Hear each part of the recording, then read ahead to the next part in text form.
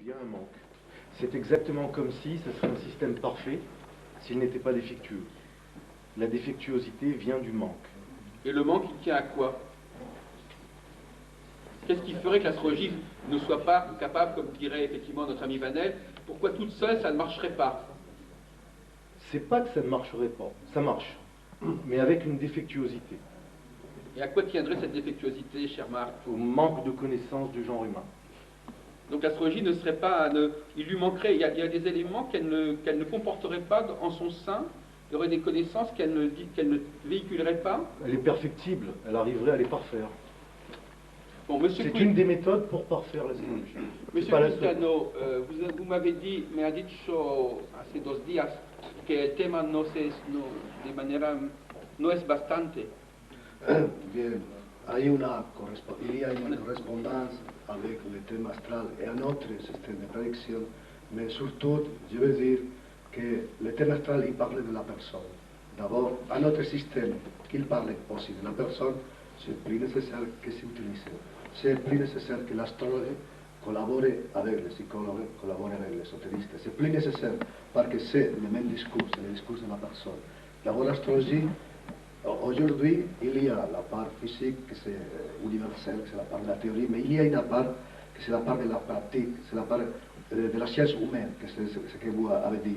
C'est plus difficile d'arriver à une question universelle d'interprétation, c'est vrai, parce que ce sont les sciences humaines, c'est le problème de la psychologie. La psychologie, il y a plusieurs écoles.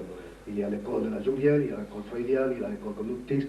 D'abord, dans l'astrologie aussi, il y a beaucoup d'écoles. Il faut avoir des colloques avec un autre spécialiste. C'est l'exercice de ce colloque, apporter un autre spécialiste pour parler tout de la personne. L'astrologie, il a un discours, mais ce discours n'est pas complet, n'est pas prédictif. J'avais dit il y a des jours que l'astrologie c'est biographique. C'est une information biographique complémentaire et il y a la possibilité de que la personne ne connaît pas chose de ce-même que l'astrologie peut dire. L'astrologie peut apporter à la personne choses biographiques que ces personnes ne pas connaissent. Mais aussi, il y a des choses qui ne sont pas dans l'astrologie de la personne. Il faut reconnaître la limitation de l'astrologie. C'est un discours concret qu'il peut apporter choses, mais n'est pas tout. Totalement au vu de la consultation. Donc c'est un petit peu ce petit rappel que je voulais faire. Et deuxième point sur lequel je voulais revenir, c'est sur les différents paramètres que fait intervenir l'astrologie. En fait, effectivement, moi j'ai une pratique de l'astrologie, avec un terme un petit peu barbariste, on va dire, c'est de la visiologie. C'est un thème que j'ai déposé il y a quelques années, puisque mon approche de l'astrologie est totalement intuitive, en fait. Je n'ai eu aucune formation. Je viens d'un pays pas très lointain, mais pas des États-Unis, mais d'Algérie. Et l'astrologie, au départ, a été plus ou moins une forme on va dire, d'appel. Donc, moi, quand j'ai découvert l'astrologie, il n'y a eu aucun professeur, aucune école, aucun ouvrage. J'ai vraiment eu une approche médiumnique, puisque, j'aime pas ce terme médiumnique, mais plutôt visiologique, c'est-à-dire que à partir du moment où j'ai eu cet exercice de me plonger dans les éphémérides, je vous parle de ma période d'étudiant en psychologie où j'étais à la Sorbonne, il m'a suffi 1 an pour comprendre les mécanismes, puisque en 90-11, je suis venu enseigner chez vous, Jacques. Et vous veniez à ce moment-là, vous venez juste d'apprendre, en fait. En quelque sorte, non. Je peux remonter à mes 14 ans, où j'avais une passion pour les 9 planètes, plus la Lune, si vous voulez.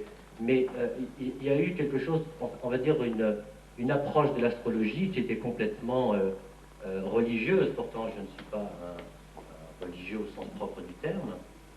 Mais ça a plus été une approche, on va dire, intuitive. J'avais des formules d'astrologie que je n'avais absolument pas lues dans des ouvrages. Je voudrais vous demander, par rapport à la question du manque, à votre avis, pourquoi, dans quelle mesure, qu'est-ce qui manque à l'astrologie qui implique quelque chose d'autre qui vient soit de l'astrologue en tant que personne, soit d'un savoir? Qu'est-ce que c'est que ce manque? Oui, ça fait intervenir différentes... J'avais souvent fait cette réflexion que finalement les astrologues, quand vous voyez leur parcours, ils ne sont pas nés avec la vocation de devenir astrologue. On trouve des musiciens, des grands sportifs. Enfin, pour mon cas, moi j'étais un très grand sportif. C'est avec l'effet de Mars des Gauquelins que j'ai découvert que je pouvais devenir astrologue. Et très sincèrement, par la position de Mars, c'est pas que le seul paramètre, mais disons ça a été vraiment un déclencheur. Donc je considère que l'astrologie ou l'astrologue a différents savoirs, qu'ils viennent de la psychologie, de la psychanalyse ou de la kabbale, ou même de la littérature, parce que finalement c'est un langage très poétique. Et moi, je suis toujours un petit peu contre ces astrologues qui essayent toujours de se prouver, enfin pas de se prouver, mais de prouver en fait à la communauté scientifique qu'ils sont leur ego, alors que finalement on n'a même pas besoin de se justifier. Moi, je trouve que c'est j'ai découvert ça quand, en fait, le thème astral répondait véritablement. Je suis d'accord qu'il ne peut pas répondre à tout, puisqu'effectivement un thème natal d'une personne née à la même seconde, à la même minute, qu'on prenne un Mitterrand né en 1916 avec le même individu né à la même seconde à Jarnac, effectivement, cet homme n'est pas devenu président de la République en 1981. Donc, qu'est-ce qui fait que d'autres paramètres interviennent? Bon, je considère qu'il y a effectivement ici tout le manque, tout le vide dont vous parlez. Et je crois que l'astrologie peut devenir effectivement très fédératrice, entre guillemets, à partir du moment où elle a fait une synthèse avec les différents savoirs. Entre autres, la psychologie, l'histoire, pourquoi pas finalement, la connaissance de l'histoire, la connaissance des cycles historiques. Et en fait, j'ai découvert ça en enseignant finalement, puisque je n'avais aucune intention de devenir astrologue. D'ailleurs, mon nom finalement porte la résonance de la maison 11, puisque mon nom c'est Amici. Donc les amis, oui, mais c'est aussi la correspondance avec la maison 11. En fait, ce sont toutes ces questions, ces petites choses qui m'ont amené à aller véritablement Françoise et Michel Gauquelin, à travers leurs travaux, ont apporté un début de preuve de validité que pourraient prendre en compte certains scientifiques pour la validité de l'astrologie. Jean-Paul Citron a tendance à nous montrer que la clé pourrait être tout simplement dans l'analyse des processus biochimiques, de façon à pouvoir trouver des corrélations physiques patentes. Bon. Alors, y a-t-il d'autres...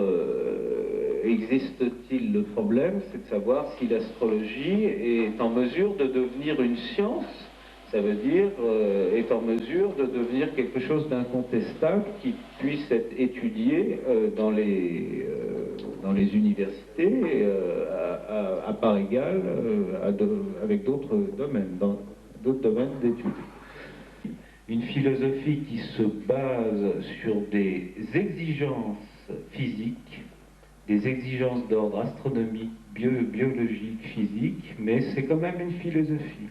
Et aussi une part tant qu'on en est au point où on en est, c'est une part de religion, dans le sens où il y a un côté croyance dans l'astrologie qui fait que pourquoi nous on est astrologue et à l'extérieur il n'y a pas d'astrologue ou des gens qui raillent les astrologues, c'est parce que il y a une croyance que les uns, ou une expérience, vous allez me dire, une expérience que nous avons, ou une croyance que nous avons, un consentement à accepter certaines choses que d'autres ne consentent pas à accepter par leur scepticisme, qui fait que l'astrologie est de l'ordre de religion, entre guillemets, quelque part.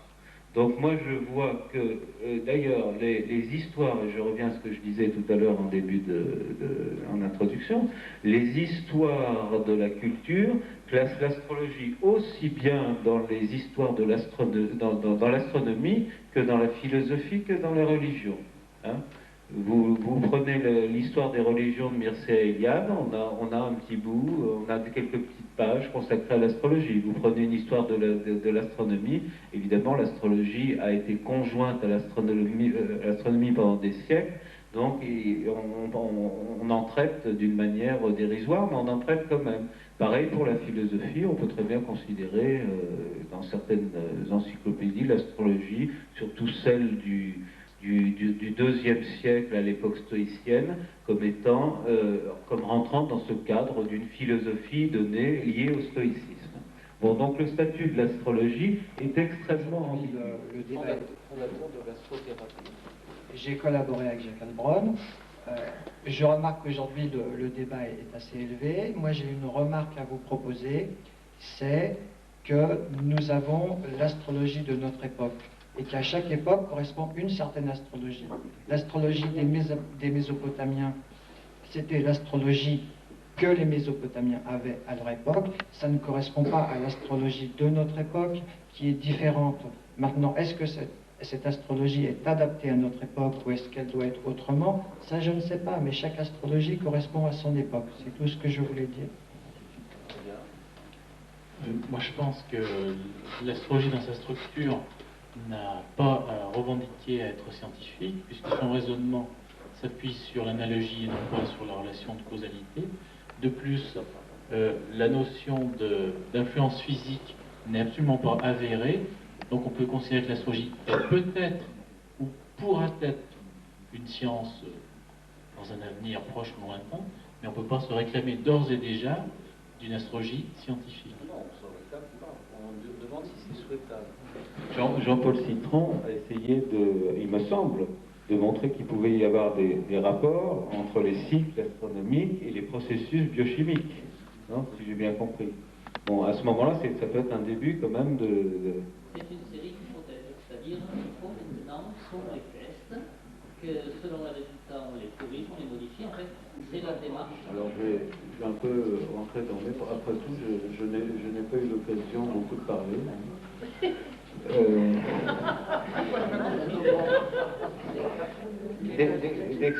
D'exposer. Bon, mes trois hypothèses pour l'astrologie, elles sont toutes simples. Rien ne marche, tout marche, il y a quelque chose qui marche et ce quelque chose est quelque chose de précis. Bon, voilà mes trois hypothèses. Alors l'hypothèse rien ne marche, c'est l'hypothèse que j'appelle Geoffrey Dean. Bon, moi je suis très influencé par on pourrait l'appeler Albrone à la limite, mais bon, avec des nuances. Bon, c'est l'hypothèse Geoffrey Dean. Rien ne marche en astrologie, c'est-à-dire l'astrologie est juste autosuggestion, effet placebo. C'est comme ça dernièrement que Geoffrey Dean a réinterprété les résultats statistiques Gauquelin, d'ailleurs dans un article que vous ne connaissez pas. Bon, c'est non, c'est un article très récent là, qui vient de... Bon, alors c'est l'interprétation sceptique qui tend à montrer que ce que pourront dire les astrologues, ça sera juste des effets de suggestion, des effets, ou alors des hypothèses d'identification, d'atavisme et d'enracinement culturel, alors hypothèse annexe, hypothèse Arnaud Muller, Jacques Albrone. Bon, alors ça c'est la première hypothèse. Deuxième hypothèse, tout marche. Alors cette hypothèse-là, je l'appelle l'hypothèse Cornelius. Hein, Geoffrey Cornelius, je ne sais pas si vous connaissez. C'est qui a écrit un excellent ouvrage au point de vue philosophique qui s'appelle The Moment of Astrology et qui a été salué à la fois par Robert Rand et par Patrick Curie comme étant le meilleur ouvrage d'astrologie du siècle. Bon. Alors, c'est un ouvrage d'astrologie horaire, et dans cet ouvrage, vous pouvez lire que tout marche en astrologie, bien entendu, et même le mauvais thème marche aussi bien que le bon.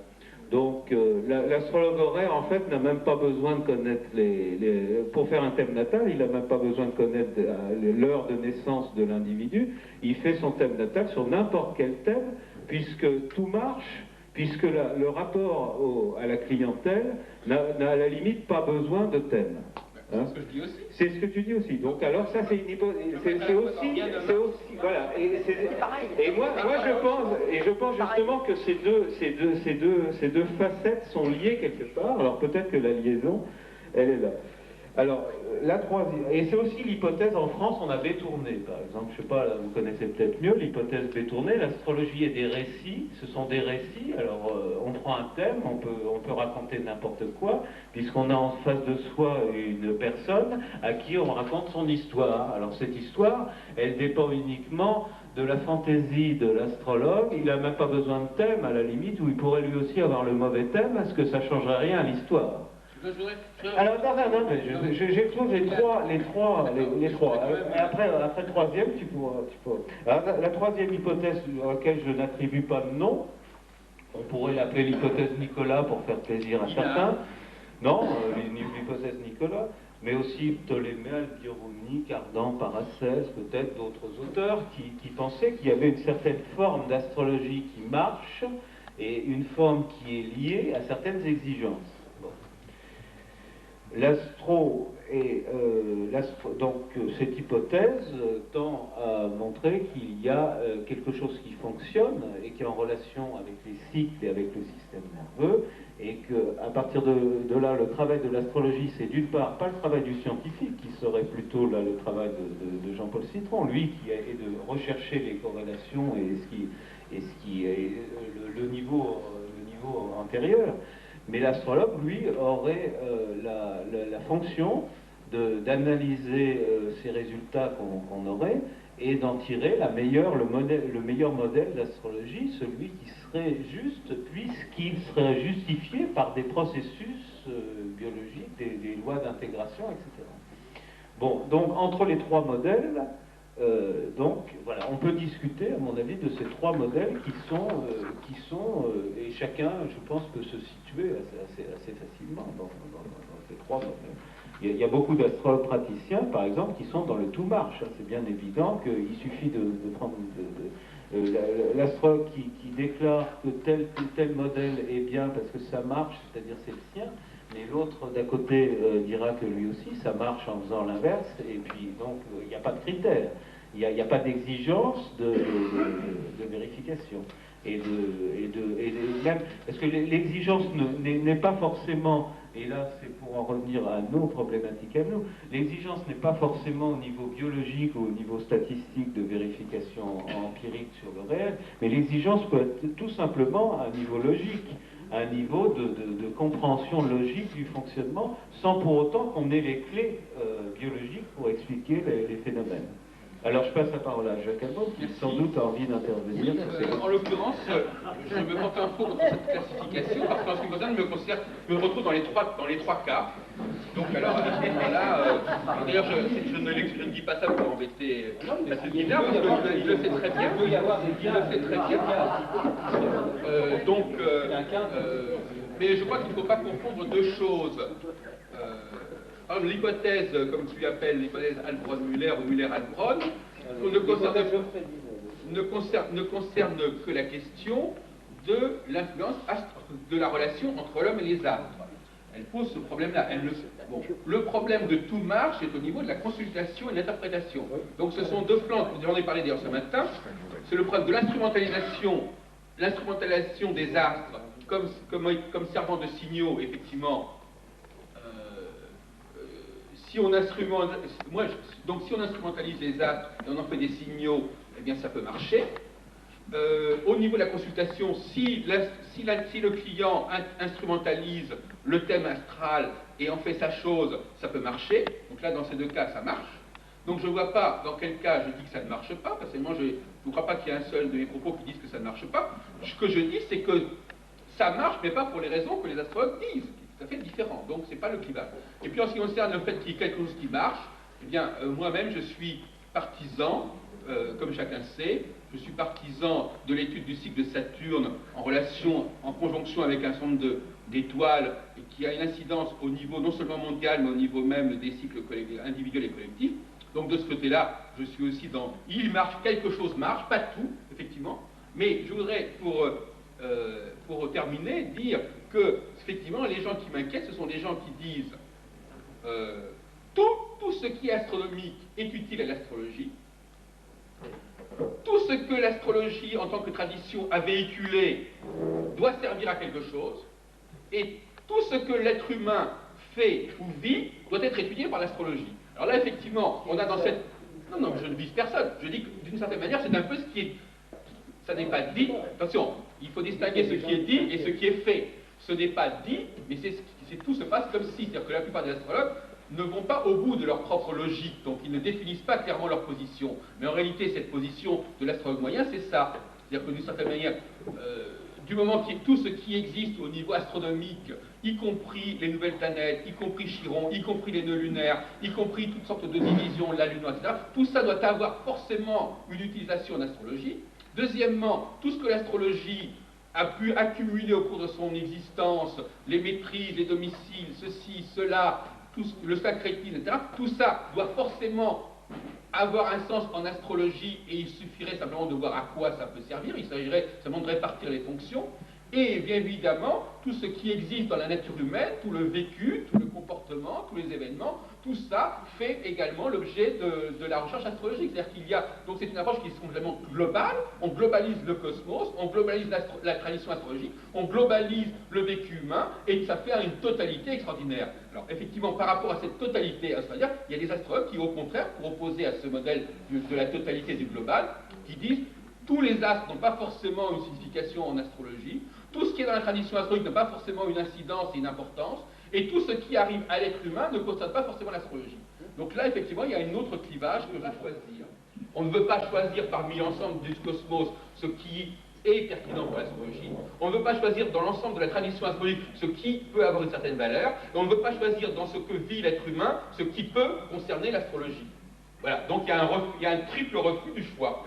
Bon, alors donc c'est d'ailleurs qu'on dit on prend tout, et puis tant qu'à faire, on va peut-être essayer de voir qu'est-ce qui peut servir à quoi, mais globalement, tout est bon en astrologie, tout est bon dans la tradition astrologique, tout est bon dans l'astronomie, tout est bon dans l'être humain, on prend tout, on explique tout, on complique. Bon, alors l'autre position, qui est plus épistémologiquement acceptable apparemment, ce serait de dire, c'est ce qu'ont fait d'ailleurs les Gauquelins, de manière à mon avis tout à fait remarquable, c'est ce qu'ils nous ont montré, et c'est là en effet que les Gauquelins n'ont pas été suivis, puisqu'ils n'ont pas été suivis, puisqu'ils ont choisi, ils ont mis en évidence certains facteurs qui semblent fonctionner au niveau cosmique, pas tous. Alors donc il y en a certains qui sont à privilégier, et pas les autres, d'une certaine manière. Ça serait déjà un processus de choix. Ils ont essayé également de montrer que dans la tradition astrologique, il y avait certains éléments de la tradition astrologique qui recoupaient leur thèse, pas tous. Donc là encore, il y a un choix. Et dans ce qui concerne ce qu'on peut expliquer par l'astrologie, eh bien là aussi, il est clair que c'est plus certains phénomènes comme le choix professionnel, la réussite professionnelle dans certaines professions, et pas tout. Donc effectivement, ils ont introduit l'idée d'une sélection, et c'est cette sélection-là qui fait problème pour la plupart des astrologues. Parce qu'ils disent, oui, il y a ça, mais le reste aussi, pourquoi pas? Oui, je voudrais demander, qu'est-ce que c'est que la tradition astrologique? Ça me paraît quelque chose qui n'existe pas, puisque finalement, la plupart des astrologues ont élaboré des théories assez différentes. Alors, s'agit-il de trouver une espèce de base commune? C'est une voie. Seulement, à ce moment-là, est-ce que cette base commune n'est pas extrêmement pauvre? Il n'y en a pas beaucoup.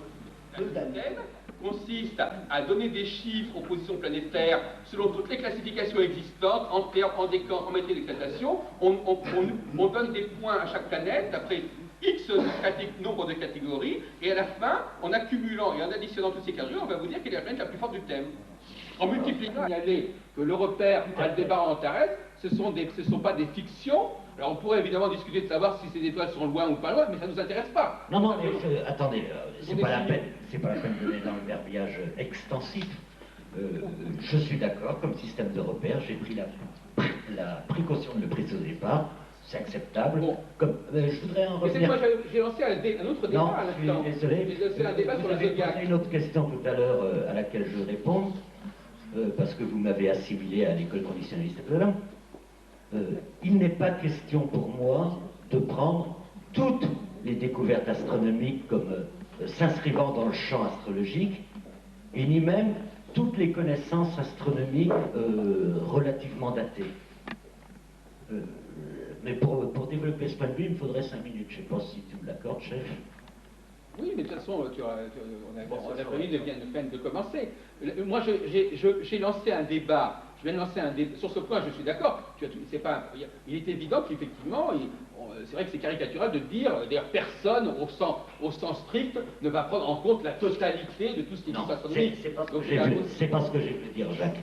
Ce que j'ai voulu dire, hier, je t'entendais, Jacques, dire « Ah, c'est intéressant !» Tu parles pas comme ça, Jacques. C'est intéressant de savoir que Saturne est jaune parce que j'ai oublié ce que tu en déduisais au plan analogique. Moi, ce qui m'intéresse, c'est si on dit Jupiter c'est le foie, parce que Jupiter est la plus grosse planète et que le plus gros organe est le foie. Ce qui m'intéresse, c'est que nous restions logiques d'un bout à l'autre du système solaire. Donc si je dis Jupiter c'est le foie parce que c'est la plus grosse planète, qu'est-ce que je dis de Pluton qui est la plus petite planète? Certains disent c'est les couilles, c'est leur problème. Ce qui m'intéresse, c'est c'est de prendre dans le champ de la réalité astronomique un référentiel et de lui tenir. Si je dis Mars c'est le sang parce que c'est rouge, je dois décliner les significations de toutes les couleurs observables des planètes. Ce que j'ai choisi, moi, pour l'instant, et je suis sûr que c'est pas bon, et je suis sûr que c'est partiel, c'est de ne prendre qu'un référentiel, c'est le temps. Et de dire l'astrologie parle de temps, l'astrologie parle de cycle. Dans cette optique-là, nous avons essayé de décrire les signes de zodiaque, du zodiaque avec Jean-Pierre Nicolas, comme un cycle et non comme un cercle, et que chaque signe du zodiaque représente un rapport au temps, arc diurne, arc nocturne, je n'ai pas le temps, je suppose, de développer ça.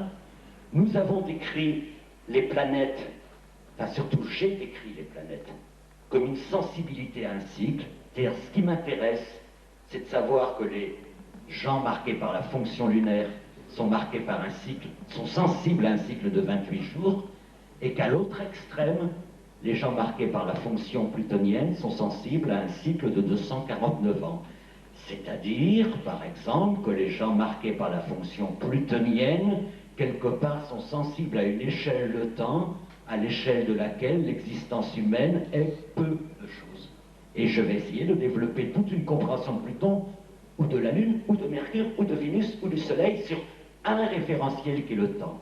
J'utiliserai le même référentiel temps pour le zodiaque, et tout à l'heure nous discutions avec Christian sur les maisons, et ça me suffit, à titre d'hypothèse, à fonder le système de Placidius en disant, tiens, les maisons de Placidius sont une division chronologique du cycle diurne.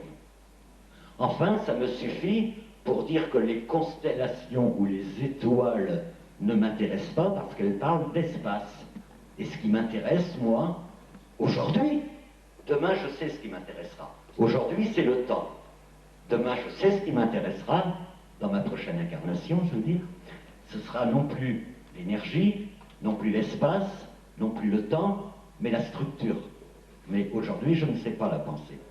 Oui, je ne sais pas la penser. Je voudrais resituer cette argumentation. Tout à l'heure, je l'ai laissé de façon allusive pour le courant auquel appartient Bernard Blanchet, il me semble. Je n'appartiens pas au courant. Nous sommes tous dans des courants. Je veux dire, pour la tendance qui semble avoir été exprimée là, il s'agit d'une tendance qui considère le système solaire comme une structure dont il faut essayer de comprendre l'organisation, la rationalité, la signification. Donc, c'est-à-dire qu'en fin de compte, c'est une conception très ancienne sur le plan philosophique. C'est-à-dire l'idée que, je dirais même platonicienne ou néo-platonicienne, c'est-à-dire que le ciel serait une sorte de clé. Si on arrive à comprendre le système solaire d'une certaine manière, ce serait une clé pour comprendre l'humanité qui elle-même obéirait aux mêmes lois en quelque sorte. Moi, la position que j'ai développée n'est pas du tout celle-là. Je ne pense pas. Je m'excuse parce que je ne peux pas te laisser parler comme ça. Non, enfin, je ne pense pas que qui que ce soit dans cette salle ait pu entendre. Non, ça n'a pas été dit. Ça n'a pas été dit. C'est sous-entendu. Rien du tout. Mais c'est sous-entendu. J'ai pas dit que ça a été dit. Tu ne peux pas toujours, Jacques, pour disqualifier tes interlocuteurs. Pourquoi disqualifier? Je ne disqualifie pas, je reprends. Reformuler leur pensée d'une manière tout à fait réductrice. Je reprécise. Mais sur ce point. Je ne peux rien repréciser par rapport. Je n'ai jamais eu. Mais le présupposé au niveau du système solaire. Je n'ai jamais eu prétention à comprendre le système solaire. 2, je n'ai jamais eu prétention à comprendre l'homme ni l'individu humain. Je n'ai jamais rien évoqué de cet ordre-là. Bon, d'accord. J'ai juste dit que les rythmes du ciel pouvaient témoigner des rythmes de l'individu humain. L'implicite, il est là, voilà, si tu veux. Ça, mais ne parlons pas de connaître, de comprendre, de structure. Oui. J'ai précisément dit que la structure, c'est ce que j'étais incapable de penser pour l'instant, dans l'état actuel. L'idée générale est bien celle-là. Je vais donner la parole. Jacques s'est mis aux prévisions, miracle. Donc, c'est un scoop. Il s'est permis donc de se livrer à un exercice de prévision depuis quelques mois.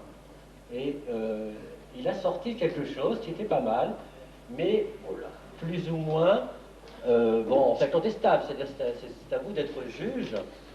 Et son principe, même si il est basé sur de la récupération, c'est tout à fait normal. Mais c'est tout à fait intéressant. Donc je vais le laisser Je vais peut-être faire une introduction, si vous voulez, Jacques. Comme vous voulez, sous X. D'accord. Bon. Alors, Jacques travaille exclusivement sur la position de Saturne, donc il isole la planète Saturne, donc comme s'il n'y avait pas d'autre planète, elle n'existe pas, Bernard l'a rappelé tout à l'heure. Donc, en partant de ce schéma, bon, il a pris comme problématique politique le Moyen-Orient, c'est-à-dire avec le problème d'Israël et le camp arabe. C'est pas parce que je suis arabe et qu'il est juif, il n'y a pas de corrélation, hein, je vous rassure tout de suite. Mais il a travaillé sur la position de Saturne en signe mutable, et il s'est rendu compte, je ne vais pas parler à sa place, je fais juste l'introduction, qu'il y avait effectivement quelque chose à observer, des cycles, puisque l'astrologie, c'est un discours, c'est le logos, hein, donc le discours des astres, donc des cycles planétaires. Et nous partons de l'année 1942, où Saturne apparemment se trouvait sous le signe des Gémeaux. Il entre en Gémeaux. Pardon? Il entre en Gémeaux. Oui, voilà. Donc il est à 0 degré tropique. Hein, bon. 6-7 ans après, Saturne passe sous le signe de la Vierge. Dans le premier cycle, le cycle A, que vous voyez ici, qui est plutôt, c'est une phase qui est plutôt défavorable à la présence israélienne. Là, tout va bien, Jacques. Bon. Et puis nous passons au cycle de la Vierge. Notamment au fait qu'il y a l'époque, et juive aussi, parce que c'est oui, l'époque entre autres, on peut rappeler des faits historiques, de toute façon, on ne va pas vous rappeler l'histoire, mais en tout cas, ici, le cycle semble conforme. Puis on passe de 48 à 56, un cycle qui semble apparemment beaucoup plus défavorable au camp arabe, etc., etc. Donc on a une boucle comme ça, sinusoïdale, où sur une période de 7 ans, on voit un plus, un moins, un plus, un moins. Bon. Donc il y a quand même, vous allez en parler tout à l'heure, Jacques, mais il y a quand même quelques critiques. C'est ce que je lui ai dit le jour où il est venu à mon cours, où on en a parlé un petit peu houleusement, c'est que c'est un peu réducteur de faire une astrologie mondiale en disant que, voilà, cycle A positif, cycle B négatif, cycle A positif. Moi, je me vois mal, dans une radio, dans un média quelconque, dire, voilà, il y aura un cycle A négatif, un cycle B positif, etc., etc. Donc, les lacunes de ce système, malgré son efficacité, parce que c'est vrai que c'est un système qu'on peut appliquer à l'astrologie individuelle, donc moi, je me suis amusé, alors, ah non, on peut pas, il est où? Oui, pardon, excusez-moi, c'est moi qui perds un peu les bon. Donc, effectivement, on peut l'adapter, on le voit là, non? Non, c'était bien, c'était bien. C'est bien? Moins bien? Là, c'est parfait, là. Non, voilà. Mais verticalement. Voilà, comme ça. Ah, c'est bon, tout le monde voit. Bon, alors effectivement, bon, j'ai pris mon thème natal, qui ne figure pas ici, mais une forme de linéarité comme ça, de 1966 à l'an 2008, et donc ce modèle, on peut l'appliquer au thème natal. C'est bon pour les astrologues qui cherchent un petit peu des pistes, mais ce diagramme planétaire de Saturne, on peut l'appliquer, puisque, bon, j'ai fait un brouillon tout à fait bête, hein, rapidement, on peut l'appliquer à n'importe quelle planète. Effectivement, on peut positionner plusieurs niveaux, la Lune, Vénus, Mars, etc. Mais, cependant, notre cher ami Jacques Heilbronn ne considère que l'effet de Saturne. Et on peut effectivement prendre des exemples sur un thème natal concret, et on s'apercevra qu'effectivement Saturne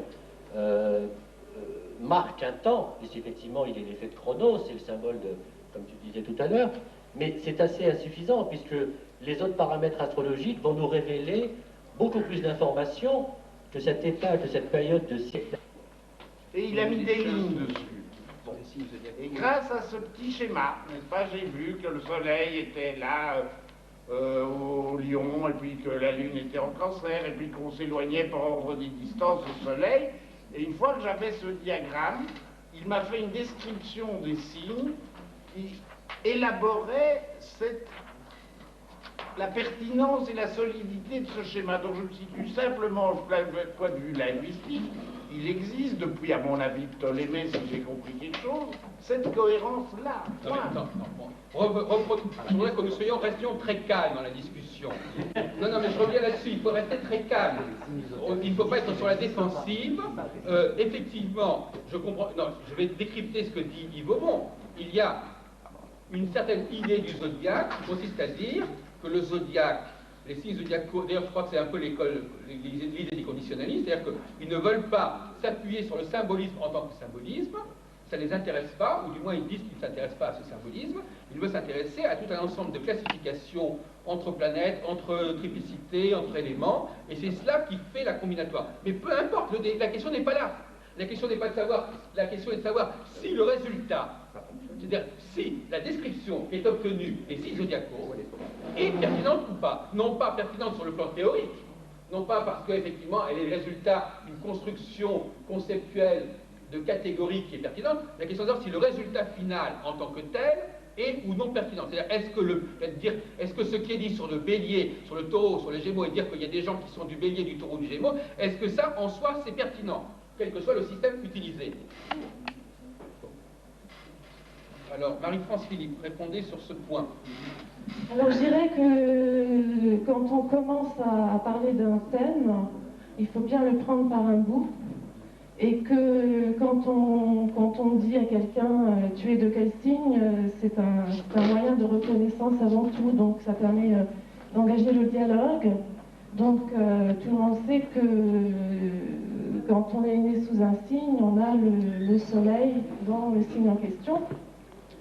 Donc c'est tout juste un moyen de reconnaissance. Bon, mais c'est certain qu'il ne faut pas s'en arrêter là. Et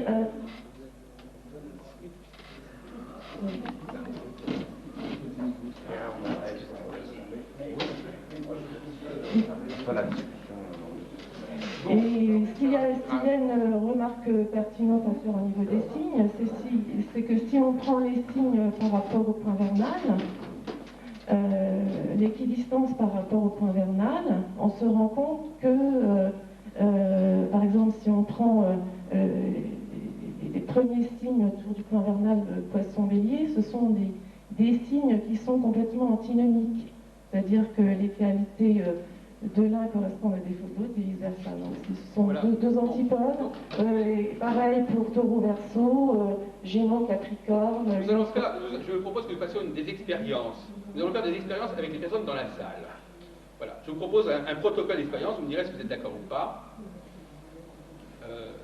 Nous allons demander à un certain nombre de personnes donc, de sortir de la salle et d'entrer successivement.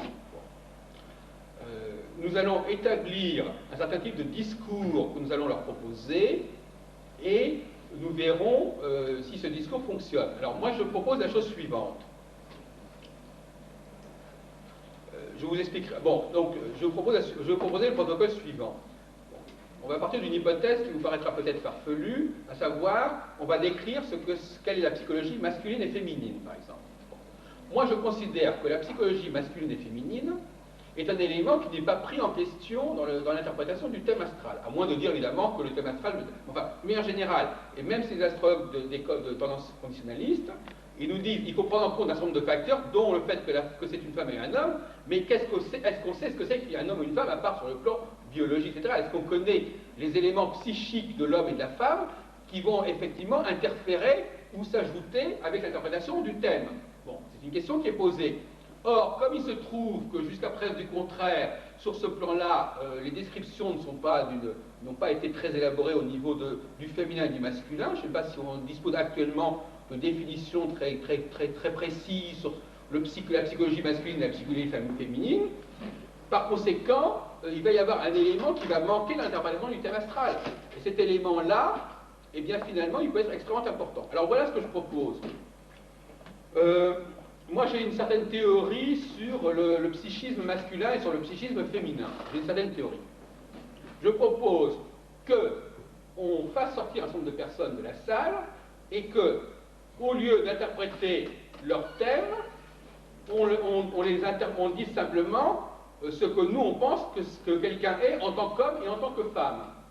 C'est-à-dire qu'en fin de compte, c'est une sorte de typologie alternative. C'est-à-dire au lieu de définir la personne d'après son signe zodiacal, on va la définir par une typologie non zodiacale et non astrologique, une typologie qu'on va élaborer, donc vous pouvez d'ailleurs considérer comme complètement fictive, peu importe, l'expérience n'est pas là.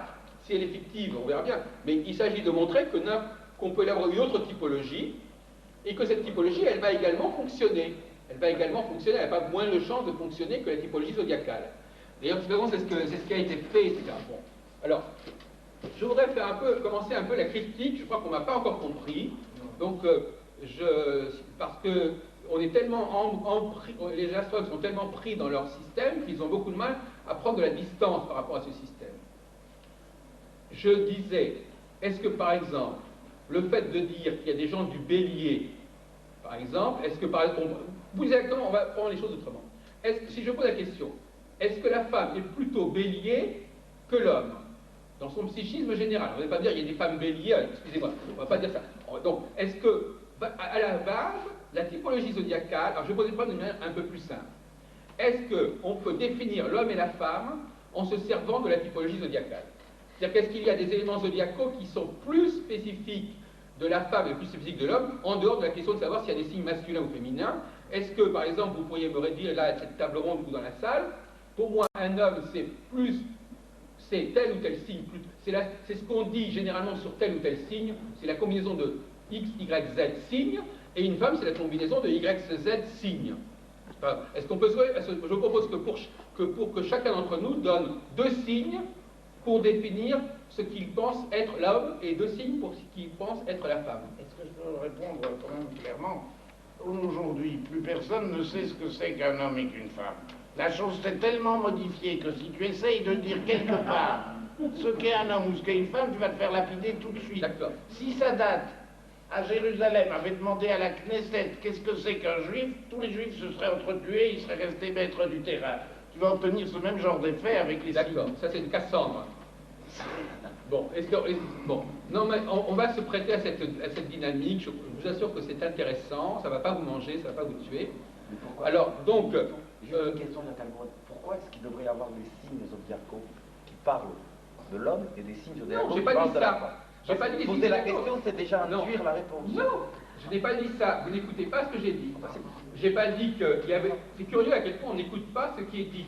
Je n'ai pas dit qu'il y avait des signes zodiacaux qui étaient vrais pour la femme ou pour l'homme. J'ai dit les descriptions qui sont attribuées aux signes zodiacaux, peu importe qu'elles se trouvent en rapport avec ces signes, est-ce que vous pourriez vous servir des typologies zodiacales, mais en oubliant qu'elles sont zodiacales, pour décrire, par exemple, le problème de l'homme et de la femme? Est-ce que vous pouvez instrumentaliser le langage zodiacal pour étudier un problème aussi particulier que l'homme et la femme?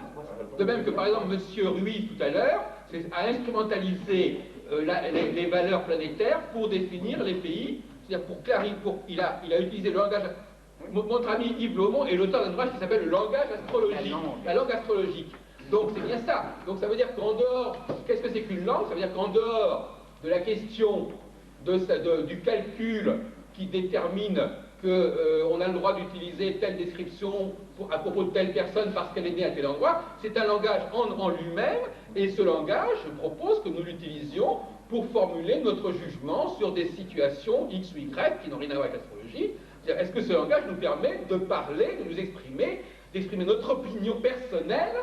Est-ce qu'on peut employer notre expérience? Parce que si nous ne pouvons, nous, astrologues, parler du bélier ou du taureau que à condition que nous sachions que la personne, effectivement, a dans son thème le bélier ou le taureau, on voit qu'on est vraiment des petits pantins. En revanche, si on vous dit, vous avez un langage astrologique, on vous demande simplement, comme expérience, d'utiliser ce langage astrologique de façon complètement libre pour exposer votre opinion sur un sujet ou un autre, sur une personne ou un autre, sans vous demander si cette personne est effectivement marquée par le bélier ou le taureau. Vous comprenez la gymnastique? D'accord. Donc je vous demande cette gymnastique, je vous demande, pouvez-vous me décrire, d'après ce que vous sentez, l'homme et la femme, en me disant, je pense que c'est plutôt en rapport avec tel ou tel signe zodiacal. Voilà. Comment? Je veux dire, je ne peux pas faire plus ça qu'avec une question. Alors, monsieur Larry, si je vous dis, monsieur Larry, attendez, monsieur Larry, si je vous dis, parlez-moi de la femme, vous allez employer des mots. Mais pas de la thématique du clavier zodiacal. Ah bon, d'accord. Donc la thématique du clavier zodiacal ne vous permet pas de vous servir, vous ne pouvez pas vous servir de la thématique du clavier zodiacal pour exprimer votre point de vue sur un sujet ou sur un autre. Si, mais pas sur ce point, pas bon, d'accord. Alors il y a des personnes qui sont disposées à faire cet exercice, de dire que pour eux, et ça n'a rien à voir avec l'astrologie, c'est à voir avec le langage, ce n'est pas la même chose, le langage astrologique, de dire que pour eux, la femme correspondrait plus à un mélange, par exemple, je sais pas, de balance et de taureau, ou de ceci ou cela, peu importe. Est-ce qu'il y a quelqu'un qui est capable d'utiliser ce langage? Pardon? Oui. Merci, Véronique, je vous remercie. C'est clair. Voilà. C'est exactement ce que je viens de dire. Je veux bien un accord général. D'accord. Ça n'engage que vous et ça n'engage que votre bêtise. Alors allez-y. Venez ici, Franck Nicolas. Je veux bien essayer. En préliminaire, je pense que c'est vrai que c'est un petit peu absurde, et c'est pour l'exercice. Oui, oui. Hein? D'accord. Donc je vais... On peut penser que c'est un exercice absurde, mais c'est un exercice qui peut être enrichissant à l'usage. C'est pour... Voilà. Voilà. Merci, vous avez un micro là. Et je vais être caricatural. Bon, voilà. Effectivement, si je veux qualifier un homme, je vais prendre, j'ai deux signes qui me viennent spontanément à la tête, hein, dans le cadre de cet exercice, c'est plutôt le bélier et plutôt le capricorne. D'accord. Et si j'avais à qualifier une femme, ça serait plutôt le cancer et la balance. D'accord. Donc, bon, le hasard fait que c'est les 4 signes cardinaux. Oui. Hein, mais bon, voilà, est-ce que ça répond à votre question, ça? C'est-à-dire que vous faites l'exercice qu'on vous a demandé. Tout à fait. Bon, et effectivement, ça répond à ma question, parce que, parce qu'effectivement, si on arrivait à montrer, mais c'est une hypothèse actuellement, si on arrivait à montrer que finalement, la femme n'est pas du tout ce mélange de cancer et de balance, ça poserait un petit problème sur la compétence de l'astrologue quelque part. Bon, mais alors est-ce que d'autres personnes sont prêtes à... Non, parce que le présupposé n'est pas exact. Bon, écoutez, monsieur, pas de provocation, parce que je risquerais d'être désagréable. Écoutez, c'est un exercice, je crois que je suis une personne sensée, je sais très bien pourquoi je fais cet exercice.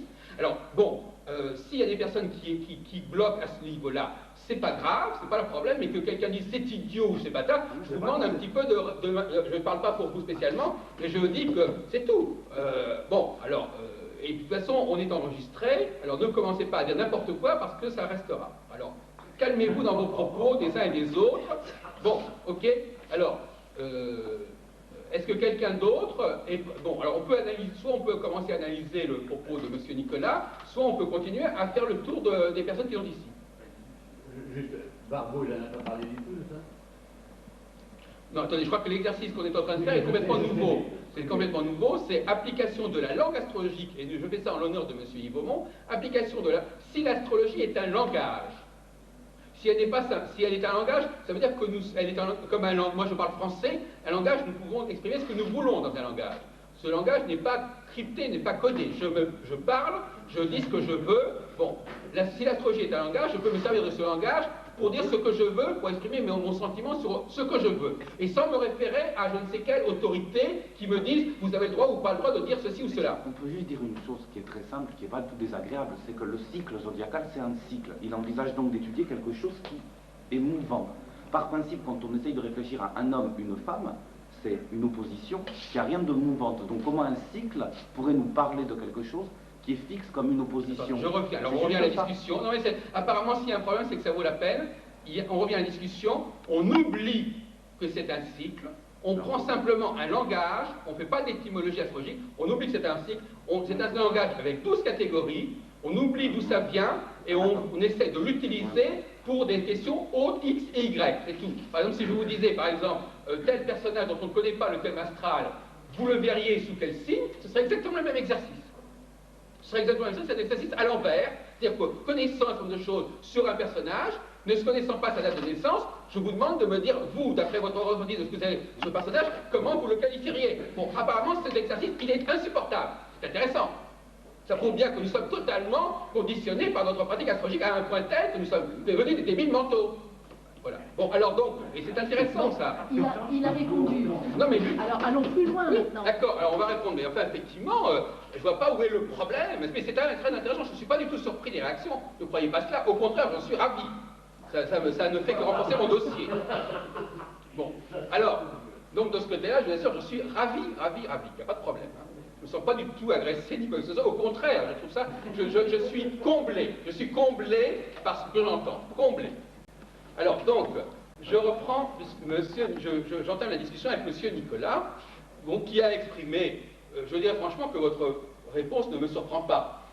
Je ne pense pas qu'elle surprenne qui que ce soit. Je m'attendais tout à fait à ce genre de réponse. Donc on va dépasser le stade. Donc effectivement, l'idée d'associer plutôt l'homme au bélier et plutôt la femme à la balance ou au cancer, bon, c'est quelque chose qu'on pouvait déjà présager. Donc vous voyez bien qu'il y a bel et bien une faculté que nous avons d'utiliser un certain nombre... Si ce qu'il avait dit était imprévisible, on voit bien que M. Nicolas se contente purement et simplement d'utiliser un langage puisqu'on ne connaît pas, par définition, on ne sait pas ce que c'est que le thème de naissance d'un homme ou d'une femme, il utilise ce langage en toute liberté. Il a un discours, il a un langage qui est à sa disposition, il l'utilise en toute liberté, il l'utilise à sa façon, à sa guise, comme il l'entend, pour désigner ou pour qualifier ce qu'il entend, point. On peut dire que peut-être il fait référence aux fonctions planétaires, comme on vient de parler, les fonctions planétaires qui maîtrisent ces signes. Mais c'est pas vrai. Mais c'est pas vrai, mais alors il faut... Non, écoutez, on va vous enfermer si ça continue. Mais c'est pas vrai. Vous voulez pas sortir de votre carcan astrologique, c'est pas possible, ça. Il y a un problème, il y a une pathologie, là. Mais non, mais attendez, quand quelqu'un vous dit c'est le bélier, il est évident que derrière ça, quoi il pense, c'est au maître du bélier. Mais ça correspond probablement aussi à l'idée qui se fait de l'homme.